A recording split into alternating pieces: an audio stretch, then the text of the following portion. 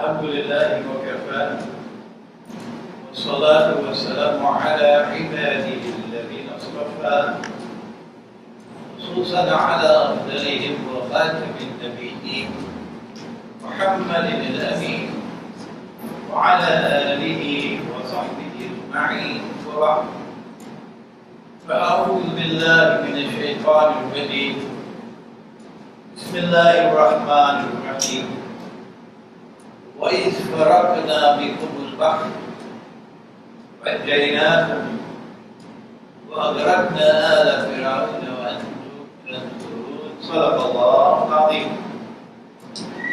We begin with Allah's blessed name. We praise Him and we glorify Him as He ought to be praised and glorified. And we pray for peace and for blessings on all His noble messengers, and in particular on the last of them all, the blessed Prophet Muhammad sallallahu alayhi wa sallam. Brothers and sisters here at the Jamia or Jama Masjid San Fernando, Trinidad and Tobago. Assalamu alaikum wa rahmatullahi wa barakatuh. Our topic tonight is one of great importance, particularly for the time and the age which we now live. Known in Arabic as Akhirul Zaman, or the last age. Our topic is not only Ashura. No. Our topic is Ashura in the Quran and in the Sunnah. That is our topic. Ashura, of course, is the 10th day of the month of Muharram. The 10th night, which is followed by the 10th day of the month of Muharram, which is the first month in the Muslim lunar calendar. And there are several events which occurred on the 10th of Muharram. But our topic does not include all those events. We are concerned with Ashura in the Quran and Sunnah. Yes, we know that the grandson of the Prophet, Sayyidina Imam Hussein alayhi salam, was martyred, became shaheed. The plains of Karbala on the 10th of Muharram. We know that very well. And this was an event of supreme and abiding importance in the history of the Ummah. And of course, on another occasion, it will be a great benefit for us to recall that event and to analyze its implications. But that is not our subject tonight. Because the method of Sayyidina Imam Hussein alayhi salam on the 10th of Muharram is not a subject which is located in the Quran, and it is not a subject which is located in the Sunnah. I hope I've made myself clear. We mean no disrespect whatsoever to Sayyidina Imam Hussein radiallahu ta'ala. And I'm saying this in particular for my Shia brothers and sisters in Iran, that they will understand. Can we seek to understand that our topic is Ashura in the Quran and Sunnah? Nabi Muhammad alayhi salatu wasalam made the hijrah from Makkah to Medina. And when he arrived in Medina, he found a very large community of Jews in Medina, Banu Israel. And he did several things when he arrived there which surprised them. He did things which made it clear, as plain as daylight, that this man could not have been other than the prophet of the one God. He prayed not in the direction of the Kaaba, which is the center of the Arab world. No. He prayed prayed in the direction of Jerusalem. That was his Qibla. And that was the Qibla of the Jews. And number two, he fasted with the Jews on the days when they fasted, and in accordance with the law of fasting in the Torah. And that law must be known as sunset to sunset. No food, no drink, no wine. And when he did these things, it was as plain and clear as daylight that this man could not have been other than the prophet of the Lord. So the Jews are being subjected to the supreme test. Will they accept him or will they reject him? He found the Jews fasting one day, and he asked them, why are you fasting on this day? This is the hadith of Sahih Bukhari. Obviously, he was not fasting, and the Muslims were not fasting that day. Because the only days we fasted were when the Jews were fasting. And we did not know why they were fasting on that day. And they said, we are fasting on this day, the day of Ashura, as thanksgiving to commemorate that day. Which day? The day when the miracle occurred, when Allah subhanahu wa ta'ala parted the sea, the Red Sea. And Banu Israel were able to cross the Red Sea to safety. And when Pharaoh and his armed force attempted to follow them, to crash them by crossing the Red Sea, then Allah caused the waters to come down upon them, and they were all drowned, including Pharaoh. And this is the verse of the Quran with which we began, Surah Al-Baqarah. Allah speaks at the beginning of the Quran, and He says, وَإِذْ فَرَقْنَا بِكُمُ الْبَحْرَ, and we caused the sea to part for you. وَأَغْرَقْنَاكُمْ وَأَنْجَيْنَاكُمْ, and we saved you. وَأَغْرَقْنَا آلَ فِرْعَوْنَ وَأَنْتُمْ تَنْظُرُونَ, and we caused Pharaoh and his armed forces to perish, to be destroyed. And it happened before your eyes. So they fasted as thanksgiving for that day. Today they still fasting, but they don't call it Ashura. They call it Yawm Kippur. But they still fasting on this day. But are they fasting on the 10th of Muharram? No, because their calendar and ours have gone different ways. So their Yawm Kippur and our Ashura are not on the same day anymore. The Prophet ﷺ responded when he heard their answer to his question. And he said, we have a greater right to Musa ﷺ than you do. And so he fasted, and he ordered the Muslims to fast. And so the fast of Ashura was a compulsory fast, not optional, not voluntary. The next year, during the month of Shaban, the fast of Ramadan came down. And when the fast of Ramadan came down, Allah made this fasting obligatory. So then the Prophet ﷺ made the fast of Ashura optional, voluntary, because Ramadan is now compulsory.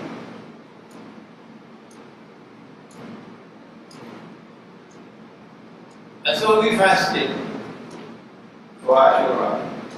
We have fasted for Ashura all these years.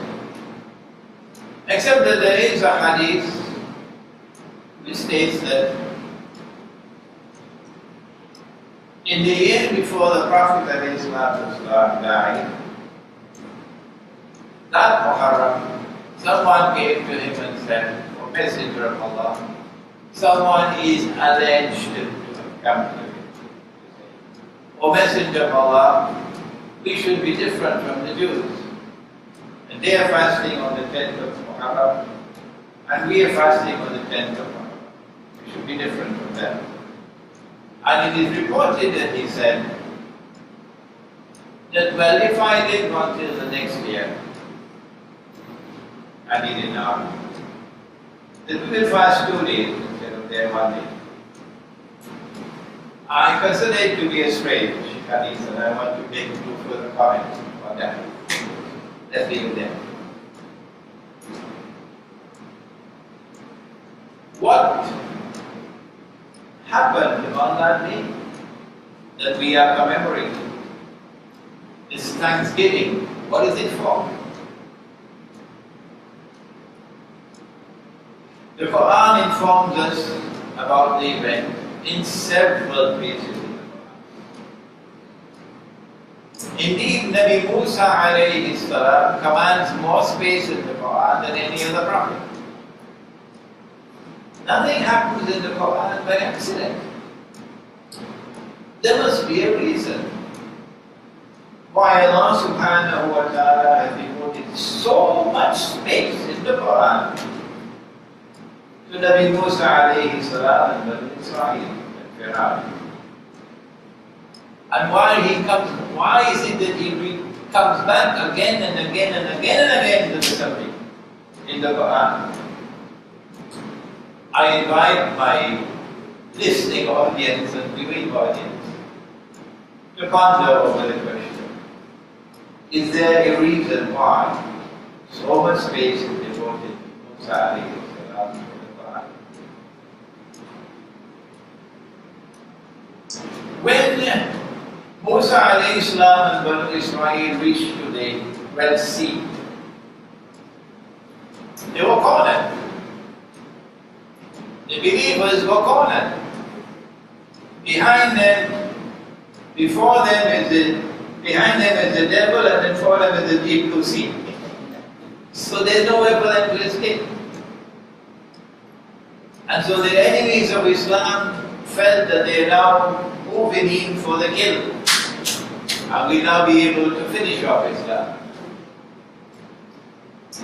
It was at that moment when faith was tested to the supreme test of all, and the believers never gave up.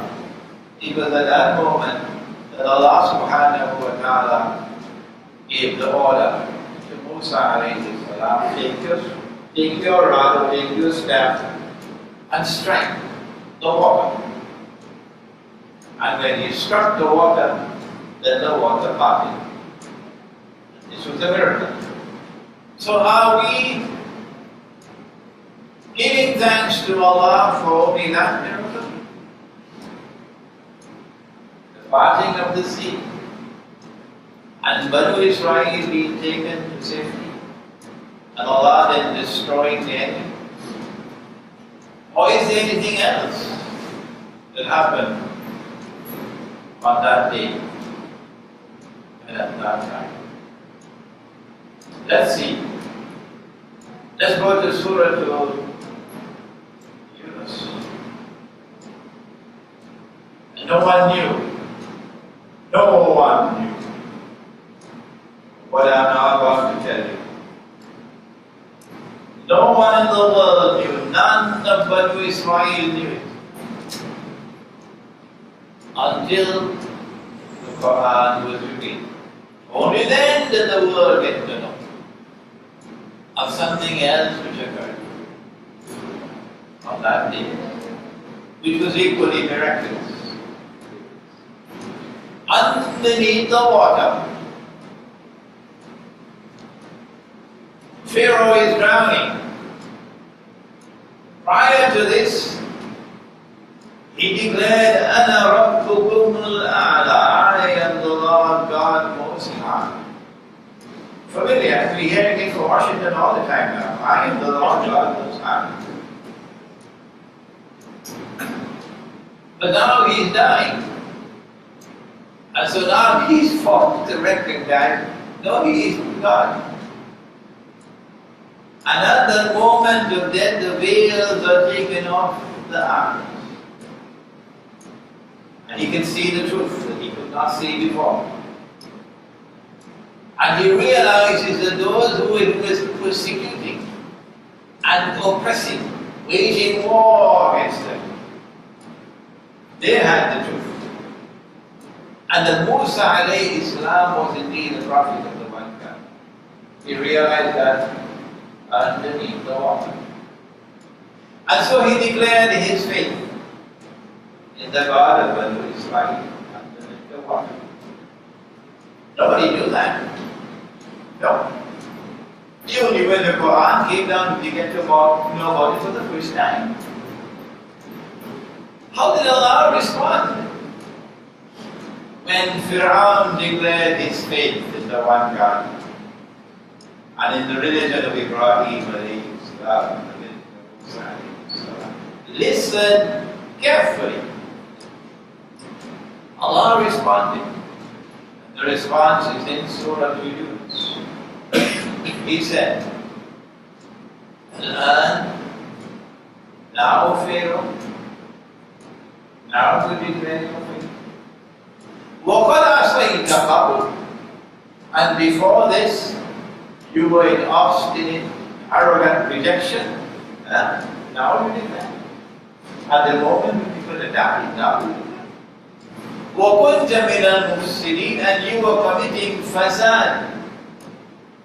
What is fasad? There are many kinds of sins that we commit, but not all of them are criminal acts. Some sins are crimes. The difference between a sin and a crime is that when it is a crime, there's punishment for it. Yeah. When it's just a sin and not a crime, punishment is there. That's the difference between a sin and a sin which is a crime. A sin which is not a crime and a sin which is a crime. And in the penal code would mean the law of punishment. The penal code, the law of punishment. In Islam, there is a gradation of punishment. There are some punishment which are reformatory. Allah is punishing you in order to try to get you to come back to the straight path. There is some punishment which is retributive. An eye for an eye. An eye for an eye, a life for a life. The law of equity, retributive. But there is a third kind of punishment. And that is deterrent punishment. That we punish you not only to respond to what you did, but we punish you to save the society as well. Deterrent punishment. And so, if you steal, if you apply this law today, remember how many people walking around the law of Manhattan with their hands up. If you steal, we cut off your hand. Not a mango, you take a mango. It has to be something of a certain value. And the reason why we cut off your hand is in order to save the society, save the market, so that the market can remain a fair market. And when we cut off the hands of one man, nobody else will steal. This is deterrent punishment. Of all the punishments that there are in the penal code of Islam, the severest punishment of all is reserved for fasad. Fasad. Fasad is that which corrupts and destroys. And Allah says that you are doing that. You engage in fasad. The punishment for fasad itself is created. But at the highest level of fasad, it is to cut off your hands and feet from opposite sides. So if you cut off the right hand, you cut off the left foot. And then crucify. Crucifixion doesn't have to be on a cross. Crucifixion could be on a date palm tree, for example, nail on a date palm tree. This is fasad. وَكُنْتَ مِنَ الْمُفْسِدِينَ. And Pharaoh, you are committing fasad. فَالْيَوْمَ نُنَجِّيكَ بِبَدَنِكَ. This day, we have ordained that we will preserve your badan, your physical body. When you die, your body begins to decompose. It does not survive. Eventually, if you are buried, the worms will eat it up, and only the bones will remain. But in this case, Allah is saying that I have decided that your physical body will be preserved. Why did He decide to preserve His body? That is a very important question. Why? And the answer is لِتَكُونَ لِمَنْ خَلْفَكَ آيَةً. لِتَكُونَ لِمَنْ خَلْفَكَ آيَةً. I am 71 years of age. I've had great teachers in my life. I've traveled extensively. I have listened to scholars and scholars and scholars and scholars. I've read books and books and books and books. I yet have to find one scholar, one, who's analyzed this verse of the Quran. I cannot find one. لِتَكُونَ لِمَنْ خَلْفَكَ آيَةً. What does it mean? That you will be, meaning your body. I think that's a fair conclusion. Nobody will differ with that, will they? No, why is Imran saying everybody differ with it? لِتَكُونَ لِمَنْ خَلْفَكَ آيَةً. Your body, which will be preserved when it is discovered, when it reappears in the historical process, would be a sign لِمَنْ خَلْفَكَ, for a people, for those who come after you. And then Allah subhanahu wa ta'ala ends by saying, وَإِنَّ كَثِيرًا مِنَ النَّاسِ عَنْ آيَاتِنَا لَغَافِلُونَ. Sadly, most people are careless. Most people are negligent. Everything else is important for them except the signs of Allah. They don't pay any attention to the signs of Allah. That's how the verse ends. Which surah is it? Surah 2? Yunus. Yunus is number 10. Yusuf is 12. And so now, on Ashura, when we fast for Ashura, we are not only fasting to commemorate the parting of the sea, the miracle of the parting of the sea, which is an event which is located in the past. But when we fast for Ashura, we are also fasting for another reason.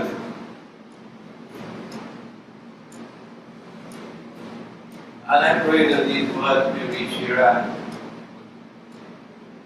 We are fasting because of a second reason, and that is the body of Iran, which is to be preserved. Was it preserved? Was it recovered? Will you not ask the question? Huh? When Ashura come and go and you will not even ask the question, has the body of Pharaoh been preserved? Has it been discovered? What disrespect for the Quran we witness in our life today.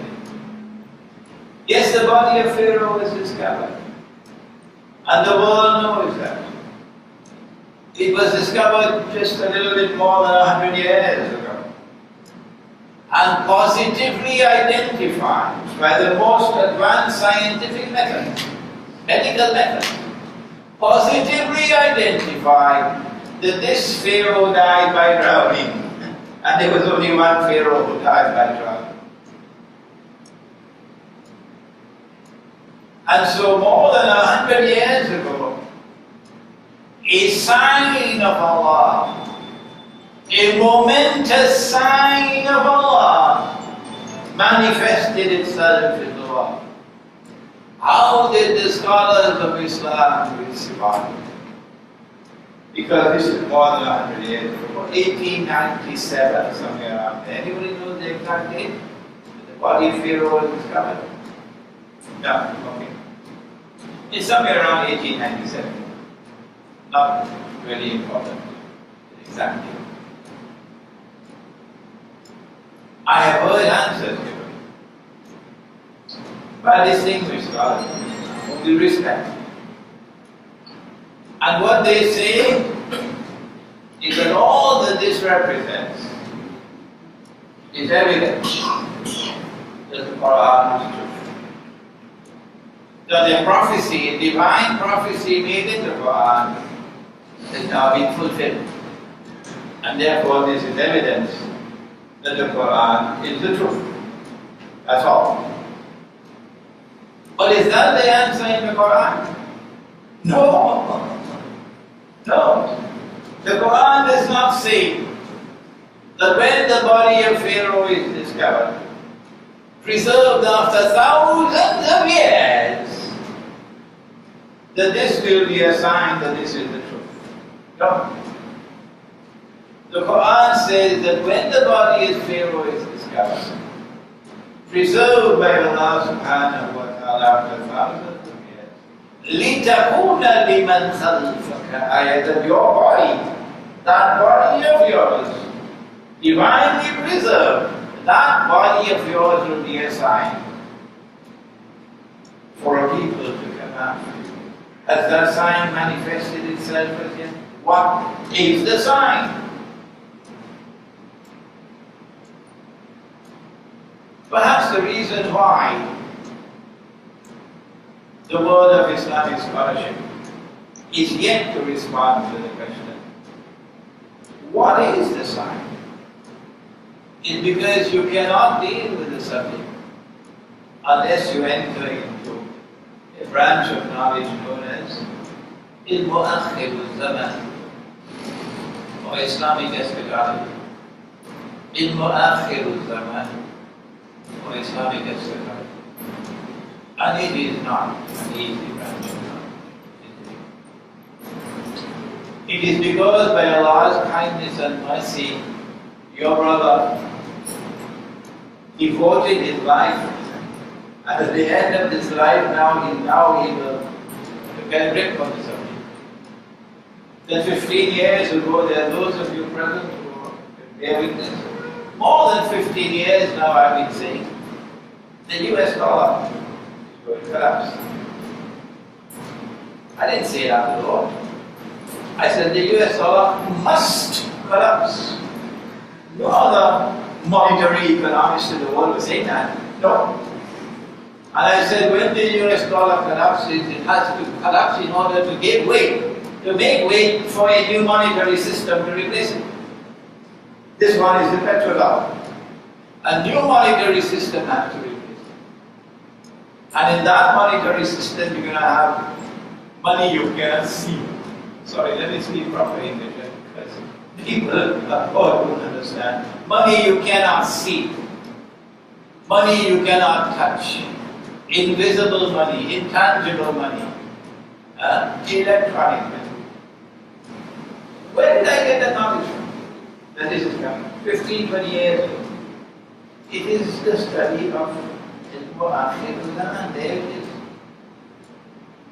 But it is a very difficult subject. So let us now ask the question, what is that sign which will now manifest itself in the world when the body of Firaun is discovered, as it was discovered in 1897?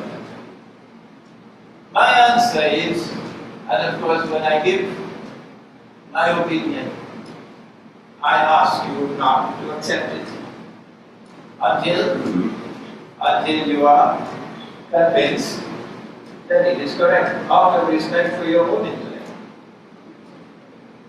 So when I give an opinion, I ask you not to accept it, unless and until you are convinced that it is correct. My opinion, and Allah knows best, is as follows. And when the body of Firaun is discovered,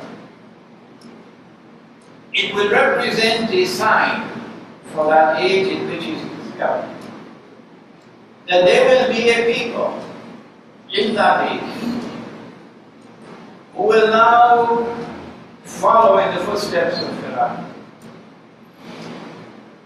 who will do what he did, who will live the way he lived. And so the encounter between truth and falsehood, the encounter between power, arrogant, godless power, and the forces of truth and justice, that epic encounter will now be repeated, will now be reenacted on the stage of history, when the body of Firaun is. And in the same way that encounter ended with a divine intervention, a miracle, when the situation seemed absolutely hopeless. And now the believers are going to be destroyed. They're cornered. There is no way out. And all those who couldn't take it anymore have all fled and joined Pharaoh, and now eating on his bread and jam and butter. And we the believers have stood still and said, no, we're not giving up. And the sea is there in front of us, and the devil is behind, and we caught him. But yet we will not. In the same way that Allah intervened at that time, Allah will intervene in our case. That time it was a sea party, and this time it will be the supreme sign of all. Which is the supreme sign of all? Let's backtrack. When Musa a.s. was sent to Pharaoh, go speak to him, and speak gently, layyina, qawlan layyina, speak gently to him, Musa. And I am sending Harun with you as well, because Musa a.s. had a little impediment of becoming.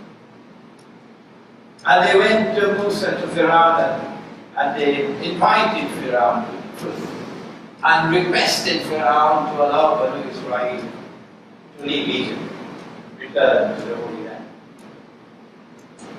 Pharaoh rejected. And we don't have the time tonight to go through that history. But then Musa a.s. said to him, but I've come with signs. He said, let me see your signs. And then the signs unfolded. How many was it? Help me somebody. 9 is correct. 9 signs. Sometimes difficult to remember the 9, so I wrote them down.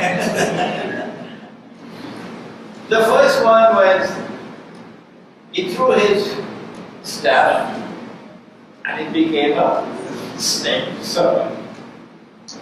That was a momentous sign. It shook Pharaoh and his kingdom. Number 2, he put his hand underneath his arm and took it out, and it came out shining bright, but no illness, no perishing. Number 3, when even these major signs didn't work with Pharaoh and the Egyptians, Then Allah sent lice. Lice. They couldn't take it. He said, pray to your Lord. Remove it. We go let it go. So when Allah removed it, they backtracked. He said, we're not going to be right. We couldn't let it go. And then came the number 4. Frogs. You sit down to eat. Nice oil. And as you sit down to eat your wife, well, they make it biryani. Those are raw. A frog jump with it. You go to sleep. The frog's on the bed. You go to bed. The frog's in the bathroom. So they said, Musa, alayhi salam, pray to your Lord, remove it, you let it go. And when Allah removed the frog, they backtracked. And then came number 5, locusts. Locusts everywhere. And the locusts are eating the crops. And then came number 6, drought. No rain. And then came number 7, short crops, shortage of food because of the locusts and the drought. And then came number 8,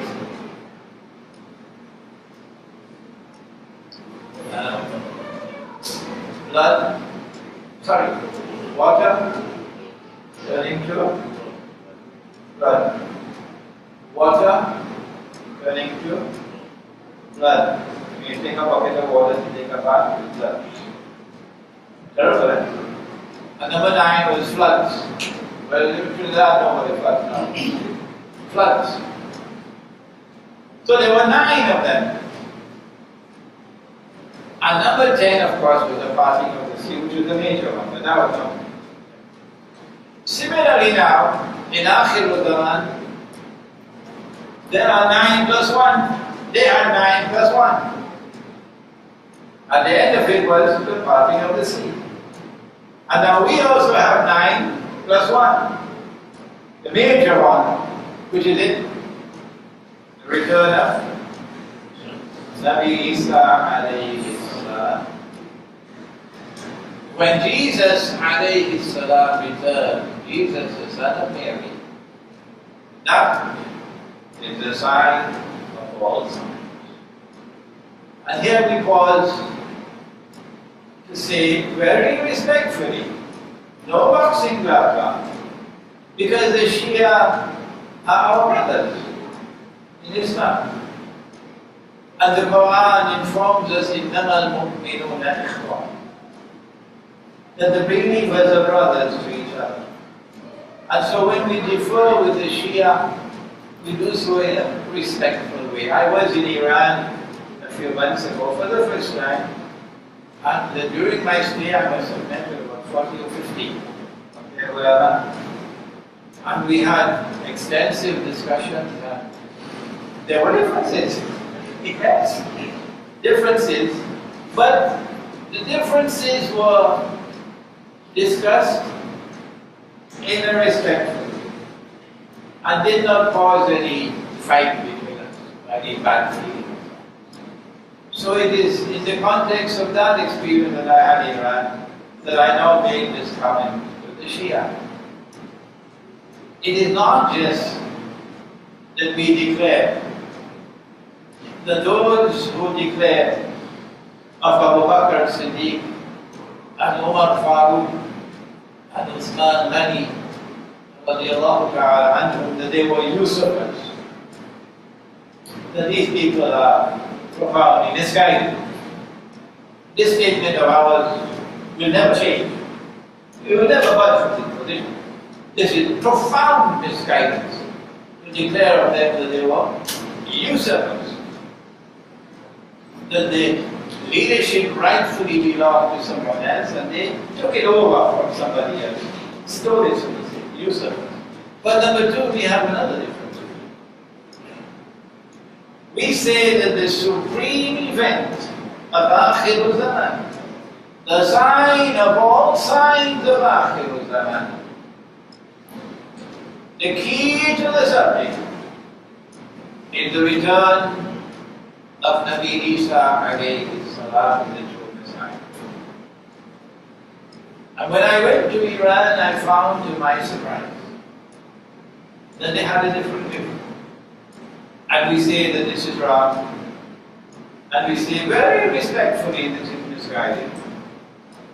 That for them the supreme event of Akhirul Zaman, which overshadows everything else, and everything else is connected to it, is the advent of Imam al-Mahdi. Imam al-Mahdi. Hassan is a very learned man, he knows his subject.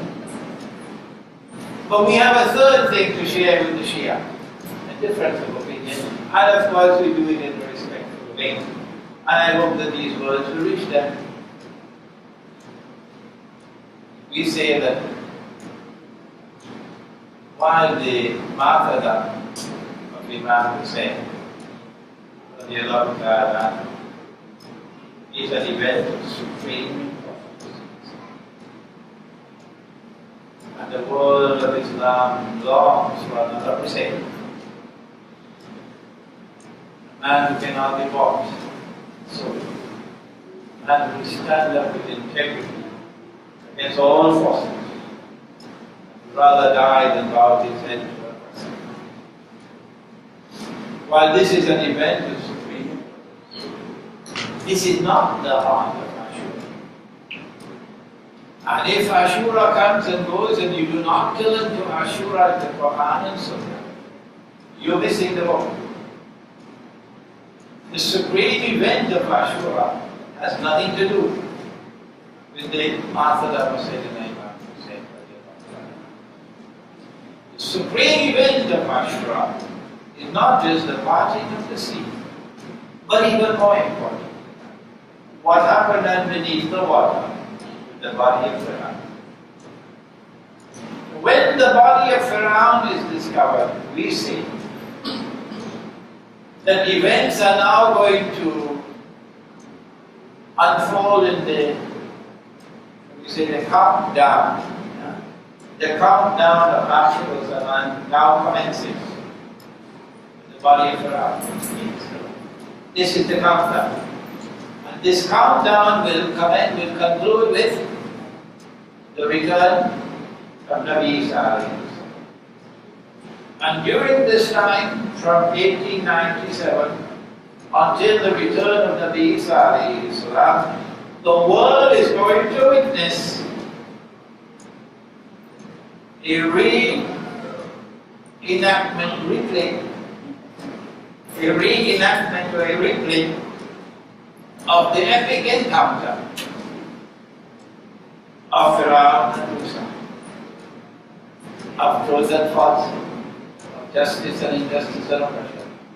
And it is because of this reason that Allah subhanahu wa ta'ala has devoted more space in the Quran to this subject than to any other subject. And so now we have to study this subject. In 1897, about the same year that the body of Pharaoh was discovered, what else happened? Come on, tell me somebody.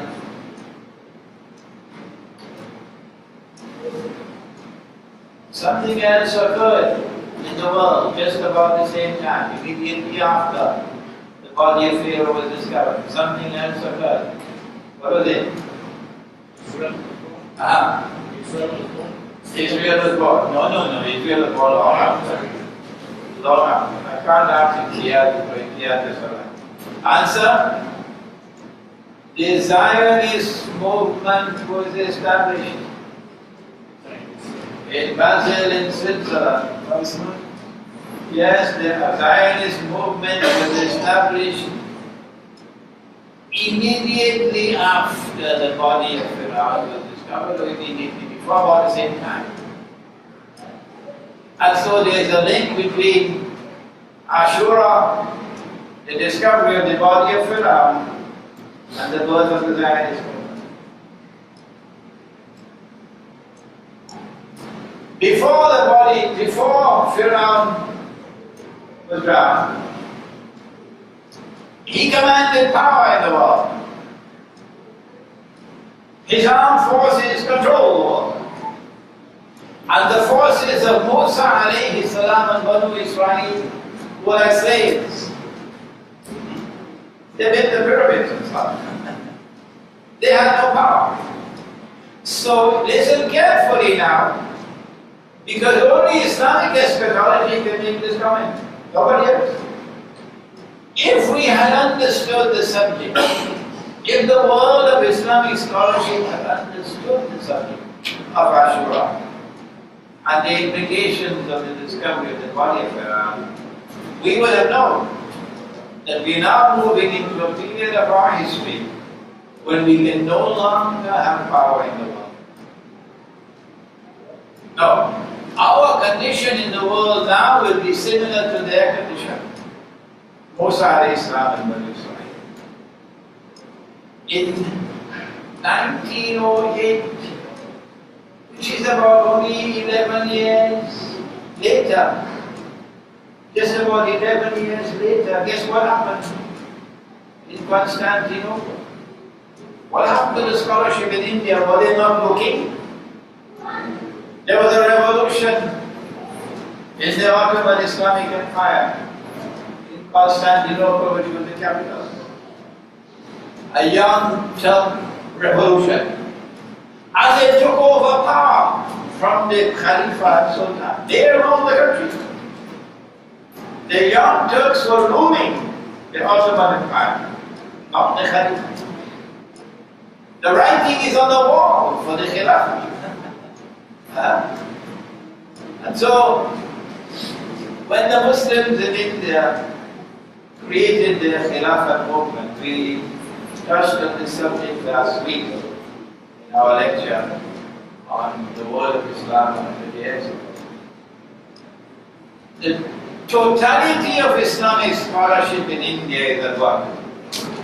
No other people in the world of Islam, no other people responded to the impending collapse of the Khilafah with greater effort and zeal than Indian Muslims. Indian Islamic scholarship. Search Arab Islamic scholarship and see if you find anything comparable. Go to Al-Azhar University and see if you find anything comparable to Indian Islamic scholarship. And when we study the response of Indian Islamic scholarship, the leading scholars, including Iqbal, we do not see anyone with a recognition that based on the Quran, we no longer will have the Khilafah. We will no longer have power anywhere in the world. We now going to enter into a period of our history similar to that period. Musa alayhi salam and Banu Israel.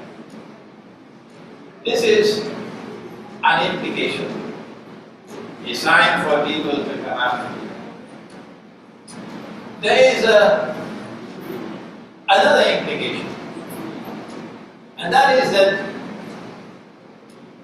Banu Israel and the European Jews will now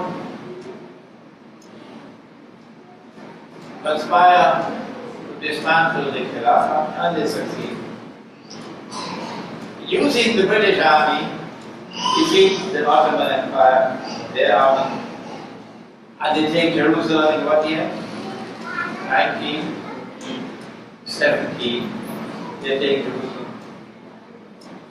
And between 1918 and 1948, they are taking control of the Holy Land. And in 1948, they succeeded in restoring the state of Israel. And between 1948 and today, Israel is being nurtured and built into a power, a superpower. First on the backs of Britain. Britain was the babysitter, the midwife, and then on the backs of Uncle Sam. And now they no longer need Britain, and they no longer need the United States, so they're now dismantling the United States. They are doing it. so that the baby can now emerge, full blast in history, and take control of the world to become the ruling state. Why do they want to rule the world? Jerusalem in the Quran, my book Jerusalem in the Quran, some of you have read it, others have not read it. Please read it. The book's at the back of the wall. Jerusalem in the Quran explains why they want to rule the world.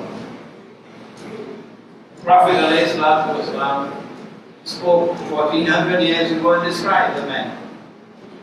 He said he'll be a Jew, he'll be a young man, be powerfully built, he'll have curly hair, and it perhaps implies the curls inside which the Orthodox Jews also wear according to the Torah, according to the Torah. Then he'll have the word kafir on his forehead, he'll see with one eye, with the back and the other eye. So this man will arise in Jerusalem and declare, I am the Messiah, Al-Masih. But we know that the Messiah is the son of Mary, Nabi Isa. So who is he? Answer, he be Dajjal. And only when he declares that I am the Messiah, and he rubs his hands and he says, mission accomplished. Only then. Only then. Number one, Imam al-Mahdi emerges. Number two, Nabi Isa returns and kills him. Number three, Gog and Magog are destroyed. In the same way that he committed fasad, so to this fasad is Gog and Magog. And then after that comes the coup de grace, when the Muslim army will liberate the Holy Land. And those who today are oppressing us and sending us to Guantanamo will be hiding behind trees and stones, said Muhammad alayhi salam. But they'll be on the run on that day. And the trees and the stones will say, Muslim, the Jew hiding behind, come and kill me. A schoolboy will say the Quran is saying killing all Jews. That's schoolboy's talking. But proper authentic scholarship will say no.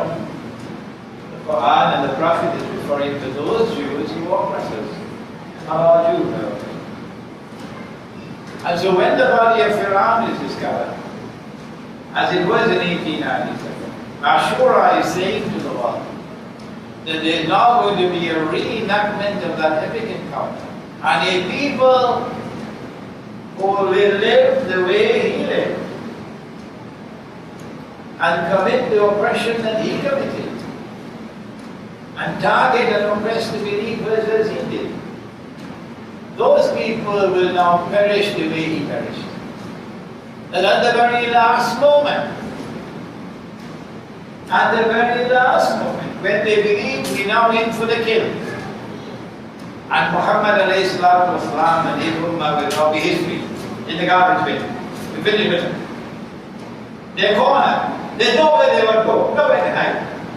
At that last moment, history repeats itself. And Nabi Isa alayhi salam returns.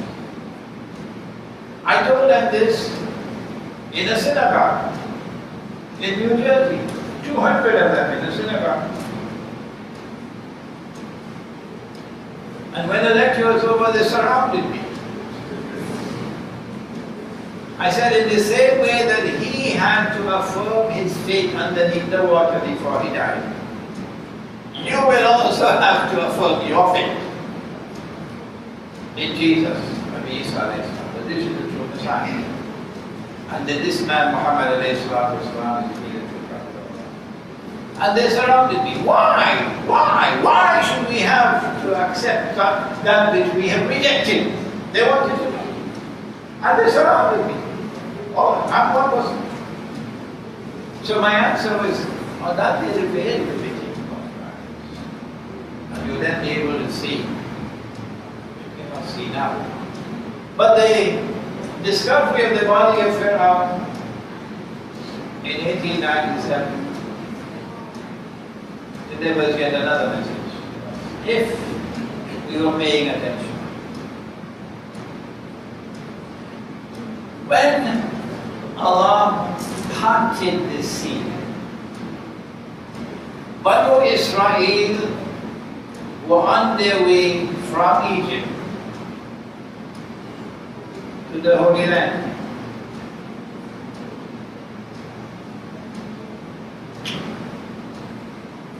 When the body of Pharaoh is discovered, that is a sign for a people who will come after, that the world will now witness once again the Jews making their way back to the Holy Land. We could have closed our eyes 110 years, 115 years ago. We could have closed our eyes and we could have seen ahead of us what was going to happen. And it did happen. What is the link between Banu Israel and the Holy Land? Did Allah give the land to them? The Bible says so. What does the Quran say? And what is the Holy Land? The Hindus have a Holy Land. They call it Bharat. And in that Bharat there is a holy city which is called Banaras. And in it there is a holy river called the Ganga. Ganges. Similarly, the Jews, the Christians and the Muslims have a Holy Land. The Holy Land is not Makkah and Medina. The Holy Land is the land to which Ibrahim alayhi salam made hijrah when he left Babylon. They threw him in the fire and Allah saved him. But then he had to make hijrah. So he went up north with Lut alayhi salam, his nephew, the whole family. He went up north. There must have been animal-drawn carts following the river. The river Tigris and the river Euphrates way up north is the south of Turkey. And then coming down, again following the river, because the river gives you water where there are people living, so there's hospitality and so on. Until they came down to where we now call it Palestine. And when they came there, that land was referred to in the Quran as Al-Abdul Muqaddasa. Al-Abdul Muqaddasa, the Holy Land. The Bible says that Allah gave the land to Ibrahim alayhi salam and to his seed. But while Ishaq alayhi salam is his seed, Ismail alayhi salam is not considered to be his seed. Why? In Allah's court, firstly, the Department of Gender Affairs of the University of the West Indies would not agree with me. But in Allah's court, you will call by your name and your father's name. UWI Gender Affairs said it is discrimination. Why is God masculine? God should be considered to be feminine and have, it came out in the garden, feminine reproductive organs in the divine being. They publish in the garden. That's why UWI is teaching. Your name and your father's name.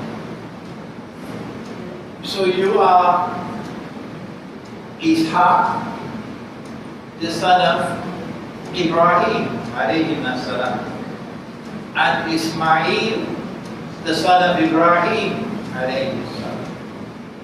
So he is the same. Both of them are the same. But they changed the rule. The Jews. They said, in order for to be a Jew, your mother must be a Jew. So bye-bye, Papa. You are a Jew because your mother is a Jew, not your father. They changed the rules. And they say his mother was an Egyptian slave, or a bondwoman they call it. So he does not qualify as seed of Ibrahim. So he's excluded. So the Holy Land was given to Ibrahim alayhi salam and to his seed. And since his seed is only Ishaq alayhi salam, the Holy Land belongs exclusively to the Jews. They did more than that. Not only do they have exclusive rights to the Holy Land, but they also have unconditional eternal right to it. Meaning, they could eat pork if they want to. The land is still theirs. They could worship gold if they want, gold stein and silver stein or whatever it is. The land is still theirs. Unconditional. It says so in the Torah. You are not given this land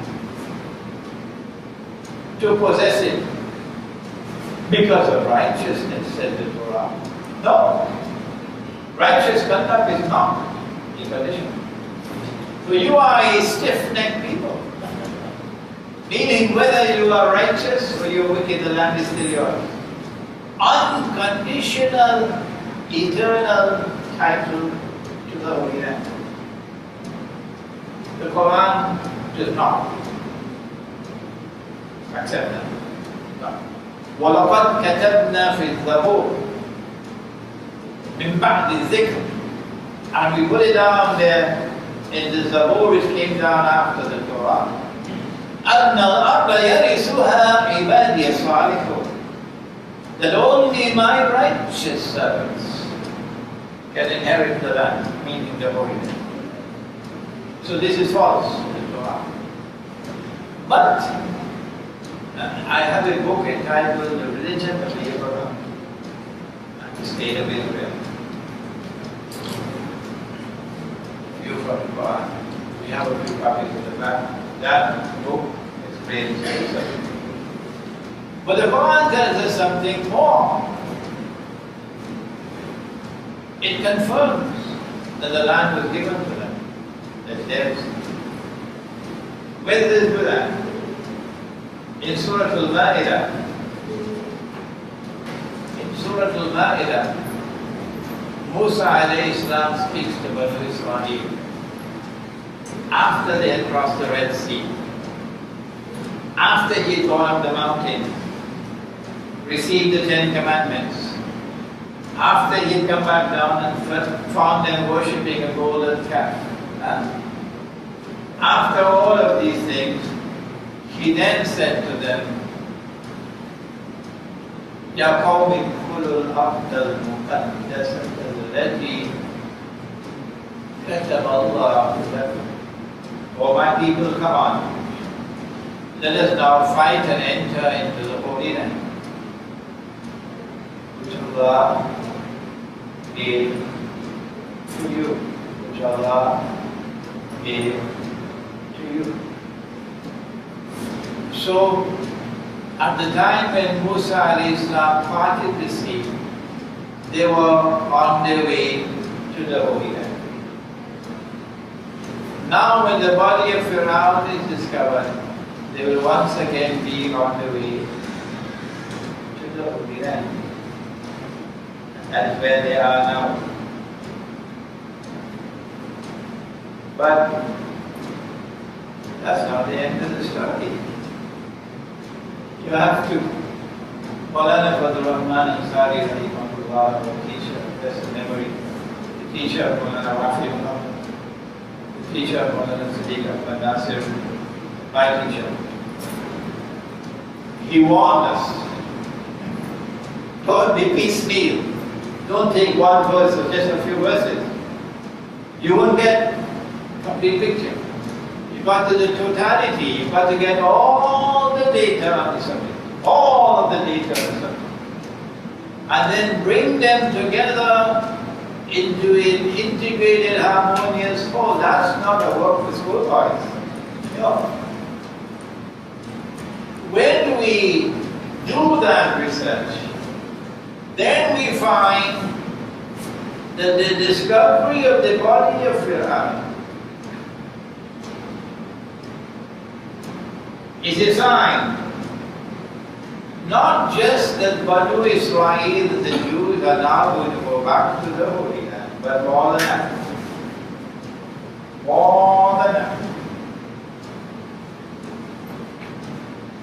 Allah says in Surah Al-Isra, Surah number 17. And this surah has another name, many Arabs don't know that.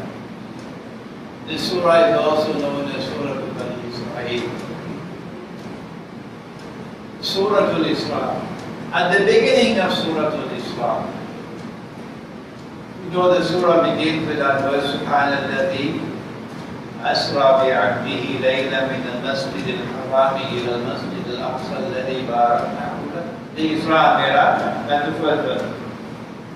And then after that comes the story of Banu Israel. ذرية من حملنا معه. ذرية من حملنا معه. That they were there on the boat with Noah. And from those who are on the boat with Noah came the sea. These are Banu Israel.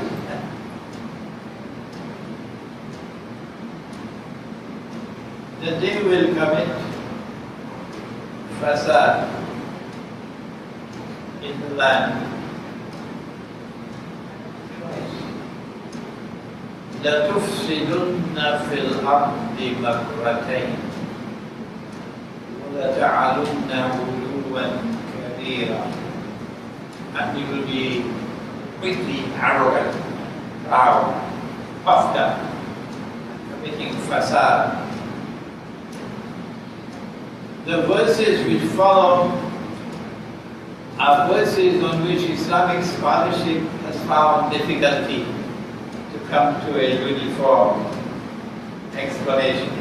So even the greatest of scholars are differing as to whether both the periods of fasad have already gone, or that which came before is the first fasad, and this is the second one.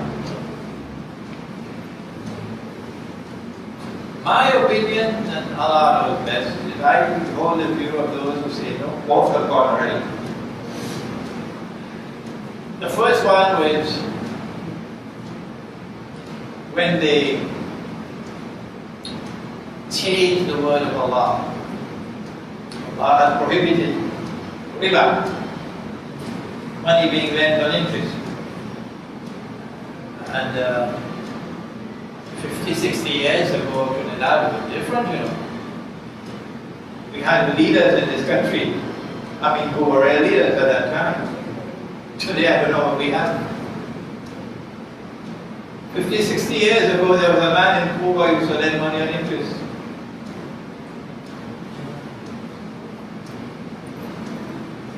Ali Ruknuddin, who never graduated from any Darul Uloom, Ali Ruknuddin spoke to the man and told him this is haram stuff. The man didn't listen. So the leader of this Muslim community gave an order. No one is to eat in that man's home. No one is to accept any money from that man.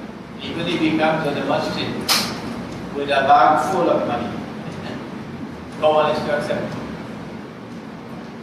And guess what? The Muslim community of Trinidad and Tobago were different in those days. Now it's different. Brother, just write the check, the man. We don't care about where the money comes from. Just write the check.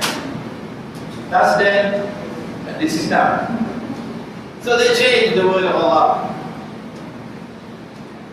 And they made it halal for example, for that money and interest. Not the Jews, but the those who are not Jews. And did many other changes. And this was fasad, the highest degree. And Allah responded. He sent an army, a Babylonian army. And that army destroyed the state of Israel, which was built by Sulaiman alayhi salam, Dawood alayhi salam, and took Banu Israel into slavery in Babylon, in Iraq. That was the first facade. And then Allah sent help to them, and they were able to come back, rebuild the masjid. The masjid was destroyed, and the masjid was rebuilt. And they're now trying and struggling to restore themselves to the Holy Land. When came the second facade, and they started killing the prophets of Allah. وَقَتْلِهِمُ الْأَنْبِيَاءِ. And the crown of all was when they boasted, we killed him. We crucified him. Nabi Isa. And this was the second facade. Then Allah punished them with a Roman army. Second one. And again the masjid was destroyed. And again they were driven out. وَقَطَعْنَاهُمْ فِي الْأَرْضِ أُمَمًا. But this time they were dispersed all four corners of the world. Dispersed. وَقَطَعْنَاهُمْ فِي الْأَرْضِ أُمَمًا. And a ban was placed on them, you can never return to reclaim Jerusalem.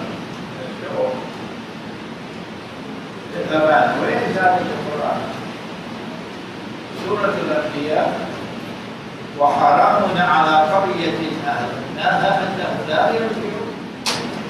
There's a ban based on people who belong to a town, who've now been expelled, and the town has been destroyed, and they can never return. Come back as tourists here. But you cannot return to reclaim this town and this land as your own. No, you cannot. Hatta, until when? إِذَا فُتِحَتْ يَأْجُوجُ وَمَأْجُوجُ وَهُمْ مِنْ كُلِّ حَدَبٍ يَنْسِلُونَ. Until God and Magog are released, not sent, released, فُتِحَتْ, released, and they descend from every height or they spread out in every direction. My book is written, an Islamic view of God and Magog in the modern world. It was written since 2009, that is what, 4 years? 4 years ago. The world of Islamic scholarship. Get up with this. That God and Magog now control power in the world. Yeah. When Allah placed that ban on them, then they cannot return to the Holy Land. He also said, وَإِنْ عُدْتُمْ عُدْنَا. Meaning when Gog and Magog are released, Gog and Magog make the way for you to come back.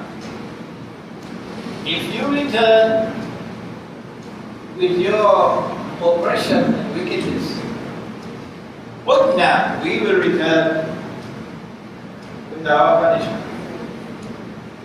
So when the body of Pharaoh was discovered about 115 years ago, this was a sign from above that the world is now going to witness not only the return of the Jews to the Holy Land, but more than that. That this return to the Holy Land will be accompanied with punishment. That if you return with your arrogance and your oppression, we will return with our punishment. Before we end, let's go to the end of Surah Al-Imran, Surah Al-Isra. And Allah subhanahu wa ta'ala speaks. And He says, فَإِذَا جَاءَ وَعْدُ الْآخِرَةِ. When the warning of Akhirah comes, جِئْنَا بِكُمْ لَفِيفًا. I'm going to bring you back. I am going to bring you back to the Holy Land. And when you are brought back to the Holy Land, you will be brought back as disparate elements all coming together. This one with the Moroccan stomach, that one with the Iranian stomach, and that one with the Yemeni stomach, and that one with the Russian stomach. And this one speaking Russian, and that one speaking Chinese, and that one speaking Argentine Spanish. Because they're scattered all over the world. But the verse can also mean something else. When the body of Pharaoh is discovered, it's not just a warning for Banu Israel that you will now return to the Holy Land, and for the punishment that is awaiting you. But also, this will surprise you, when the body of Pharaoh is discovered, it's a sign for all of mankind that you will all now be brought together. They call it globalization, the one global society. If you're living today and you're seeing the process of globalization taking place, and you do not pause to ask, what's going on? What's the meaning? What's the implication? When we were teenagers in Trinidad, we never saw a girl in blue jeans. The day we first saw our sister in blue jeans, we thought that the sky will fall down. And then blue jeans become a statement of fashion for young people, teenagers. And then to our horror, we began to see big people wear blue jeans as well. Not working people clothes, blue corduroy, we're talking about that. We're talking about wearing blue jeans as a statement of fashion. And then we start to see grandpa in blue jeans and grandma in blue jeans. And we thought the world would end the day we saw the pandit in blue jeans.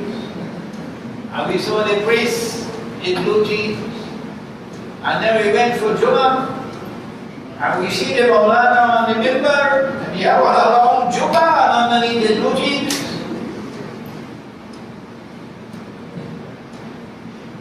Is this happening by accident? Will we not pause for one moment and ask the question, is this happening by accident? Or is there an explanation? Is there a sign?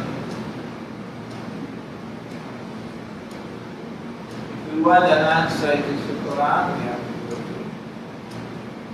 Quran was not given to us just to recite for the dead.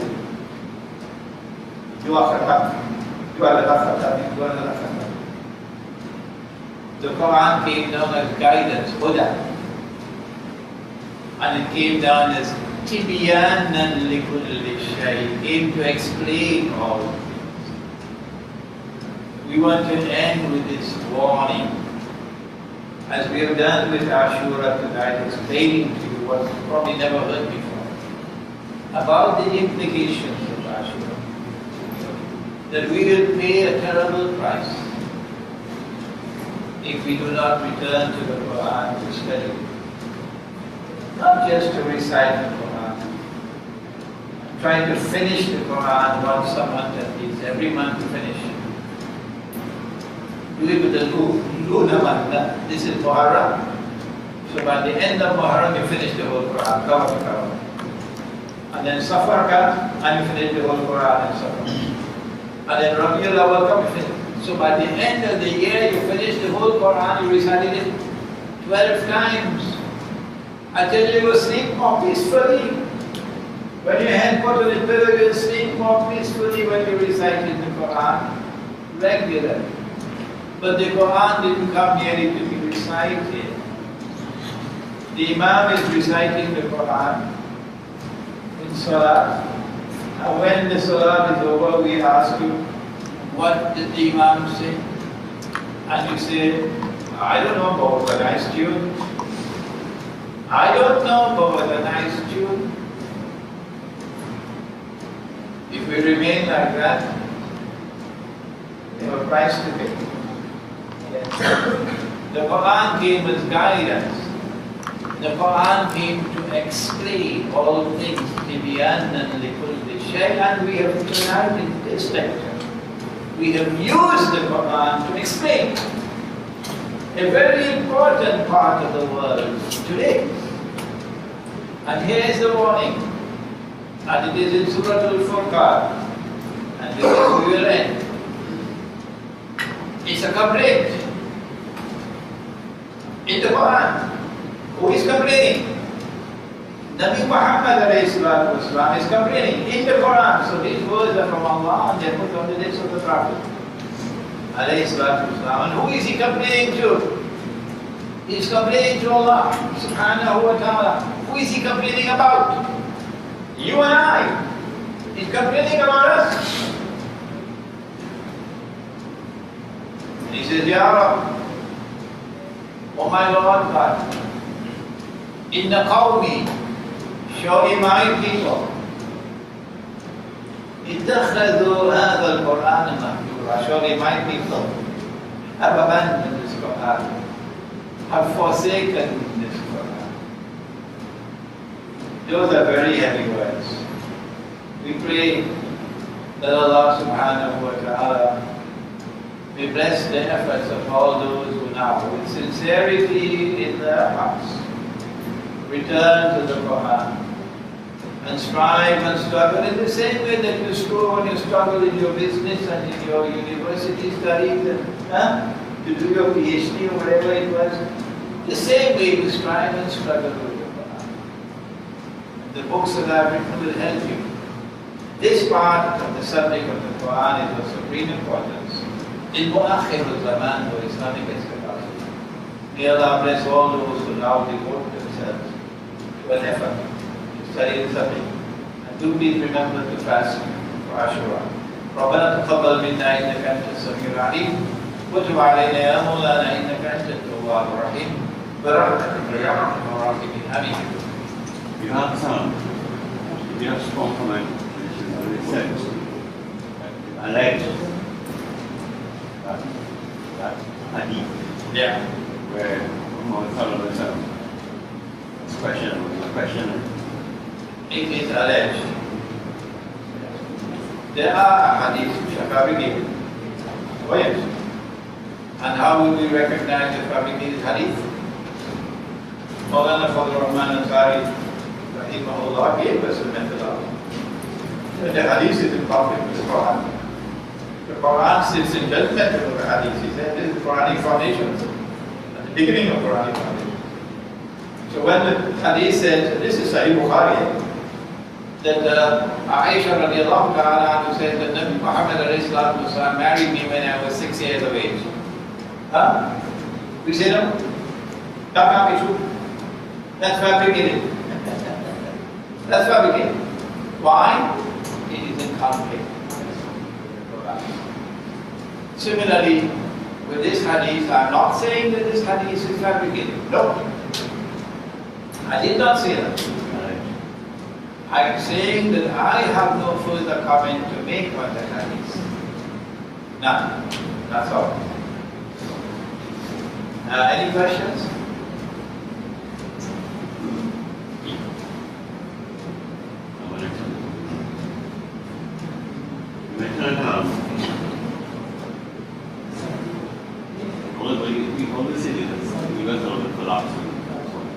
How will that affect the energy situation? And to respect oil and gas prices.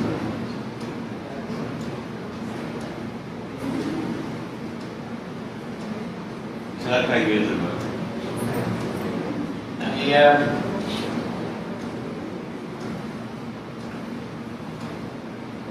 The US dollar has already collapsed. Living on life support in some hospital in Manhattan and so on. And they can pull the plug anytime they want. There are a number of people who have their fingers on the cord who can pull the plug. Number one power in the world which can pull the plug is Saudi Arabia. Saudi Arabia, because of that hadith, which is in Sahih Bukhari, that the river Euphrates will uncover a mountain of gold. People will fight over the gold, and 99 out of every 100 will be killed. Only one will survive. And they will all say, I am the one who will survive. But the believers must not touch the gold. And we have offered an interpretation of the hadith. And when we give our opinion, we say, please don't accept it. So you are convinced that it is correct. That it is not the mounting of the metal that the Prophet is talking about. The Salafi of us, using Salafi methodology, are waiting for a mountain of the metal to come out of the river.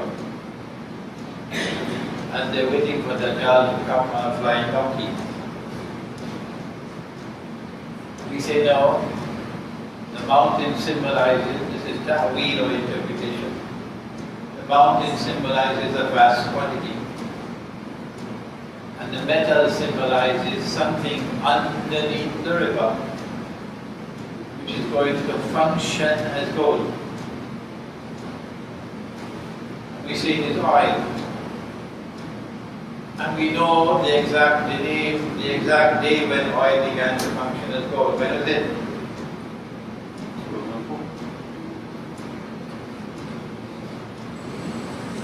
From 1944 to 1970, the world of money created by the Zionists, this bogus and fraudulent, utterly corrupt monetary system, was built on the Bretton Woods Accord,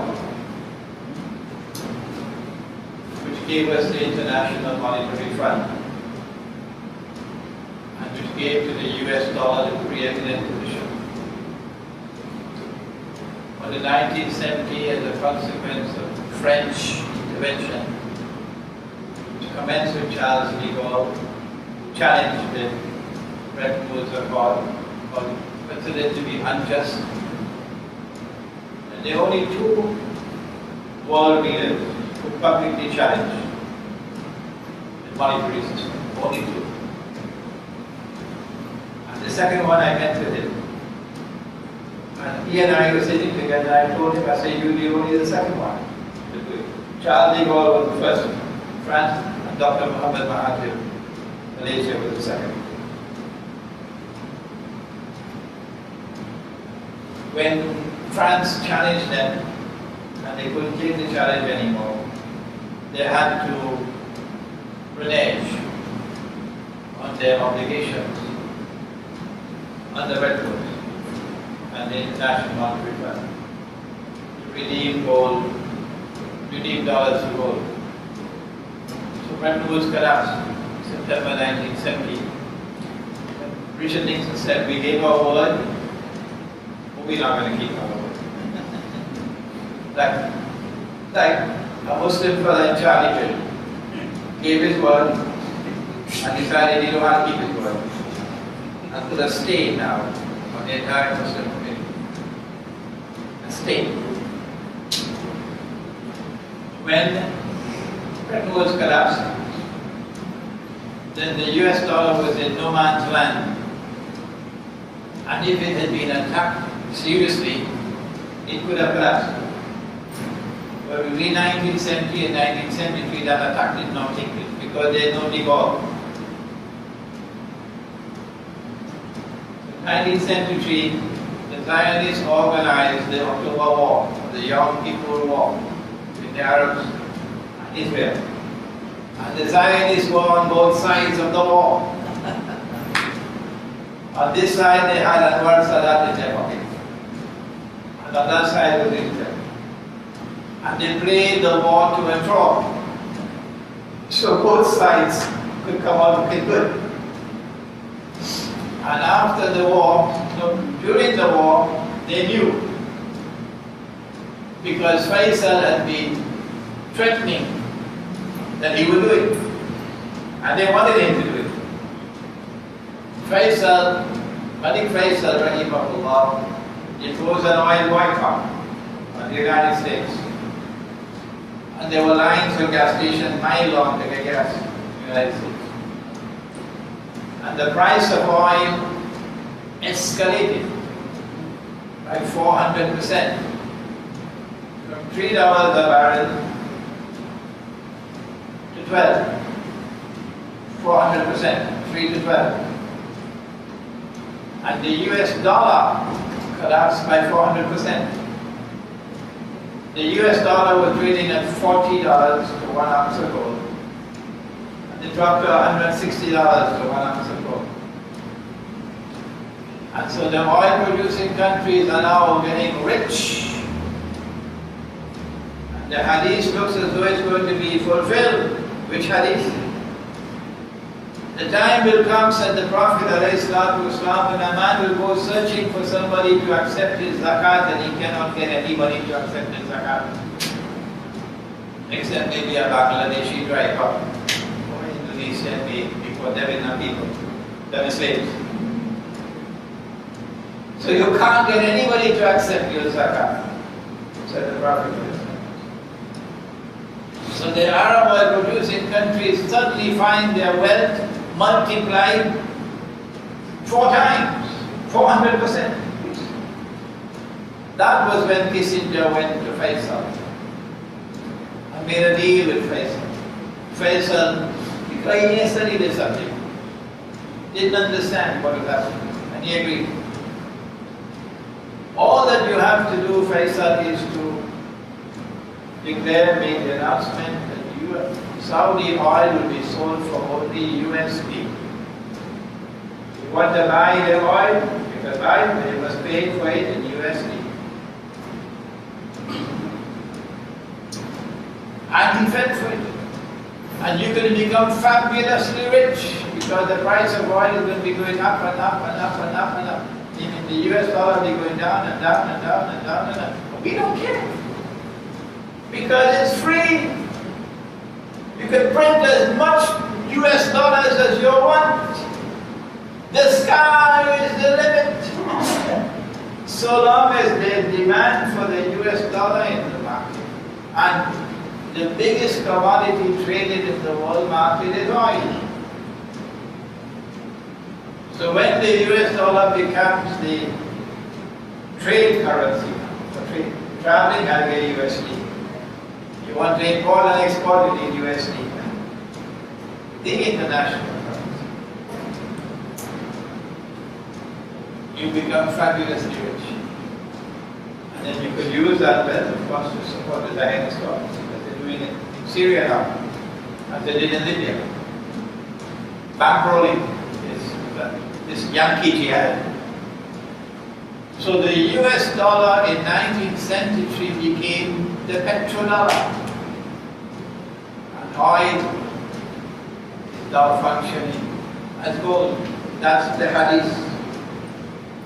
Sahih Bukhari. The collapse of the dollar was predictable. It's going to go down and down and down and down and down. The TT dollar is linked to the US dollar. So as the value of the money collapses, the prices are keep on going up and up and up and up. We used to go and buy a quarter hop spread for 25 cents. And it was well hops in those days. It's nice, well nice.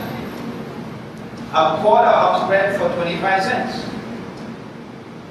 Today you're buying the hops, it doesn't smell like hops anymore. It doesn't taste like hops anymore. $10. How much? $10, $11. So this is called inflation. This is called inflation. The value of your wage is going down, down, down. The value of your goods and your property going down and down and down and down and down. And 3 times in the Quran, Allah has prohibited it. So this is haram. He says, وَلَا تَبْخَسُ النَّاسَ أَشْيَاءَهُمْ. 3 times in the Quran. Do not rip off people. Do not diminish the value of their property, their goods, their wages, their services. So, what we are now witnessing is increasing inflation all over the world, but particularly in countries which are targeted, like Venezuela. That's why Maduro had to respond yesterday, or the day before yesterday, the way he did in Venezuela, because Venezuela is #1 target at the moment. I landed in Harare in Zimbabwe. My flight was a little earlier than scheduled. My people were not there at the airport to receive me. First time I'm in Zimbabwe.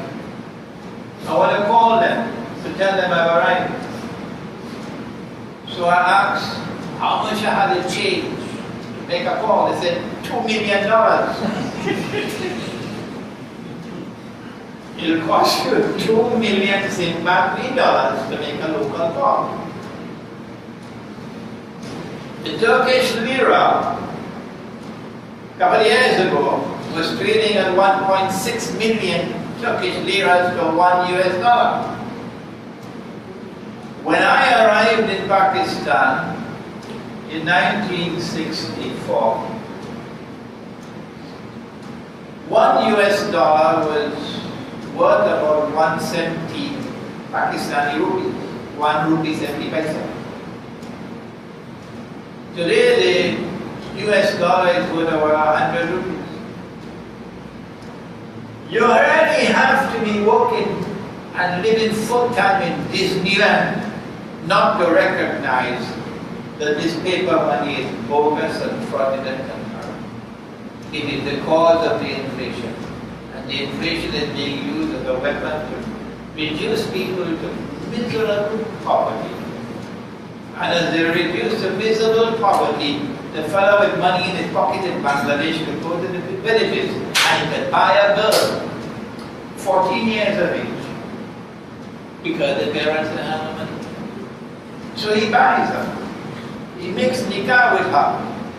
He spends a month with her and he goes on to another village for another girl and leaves this one. This is happening now because the people are miserably poor. You could take the Indonesian women who are our daughters and have them servicing Singapore. So Singapore could be held up as the model state. And the Singaporean woman could live the modern life. They don't have to cook anymore. You have a slave in the kitchen to do the cooking. And a slave in the kitchen to take care of the children while you go out partying. It's our daughters. First in the morning to wake up, last in the night to sleep. And they have to do other servicing as well. We can't talk about it. And at the end of the month, they give the wage of a dog. And Lee Kuan Yew in Singapore and the elite in Singapore have no problem with that. You pay them the wage of a dog. This is because of the paper money we use in Singapore. It's rich and limited, and Indonesia is miserable. For what will Allah do to the scholars of Islam? What will Allah do to the scholars of Islam? Any more questions or comments? Okay. ربنا تقبل منا انك انت السميع العليم وتب علينا يا مولانا انك انت التواب الرحيم. اللهم انت السلام منك السلام تبارك ربنا وتعاليت يا ذا الجلال والاكرام. سمعنا واطعنا غفرانك ربنا واليك المصير. وصلى الله تعالى على خير خلقه محمد وعلى اله وصحبه اجمعين.